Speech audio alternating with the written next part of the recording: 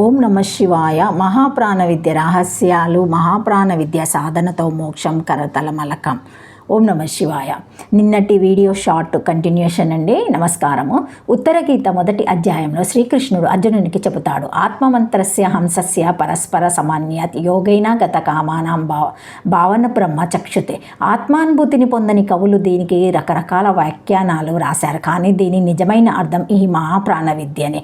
జ్ఞానాగ్ని దగ్ధ కర్మానం అని శ్రీకృష్ణుడు భగవద్గీతలో చెబుతాడు. మీరు గనక ఆత్మజ్ఞానులు పరులై ఈ మహాప్రాణ విద్య సాధన చేస్తూ ఉంటే మీ కర్మలన్నీ కాల్చివేయబడతాయి. బ్రహ్మజ్ఞాన వెలుతురులో ఆ తేజస్సులో మీ కర్మలన్నీ కాలిపోతాయి. శతాబ్దములలో నుండి ఆవహించి ఉన్న చీకటి ఒక్క నిప్పురవ్వతో పోతుంది అని రామకృష్ణ పరమహంస చెప్పారు. అలాగే మీ లోపల కూడా యుగాల పర్యంతం ఉన్న తపస్సు అనే చీకటి బ్రహ్మ వెలుగులో పట్టాపంచలై శివశక్తుల ఐక్యం మీలోనే కలుగుతుంది. ఆ క్రియని మహాప్రాణ విద్య, అదే ఆత్మజ్ఞాన విద్య అంటారు. ఓం నమ శివాయ. శ్రీమాత్రే నమః. శ్రీమాత్రే నమః. Thank you for watching my video.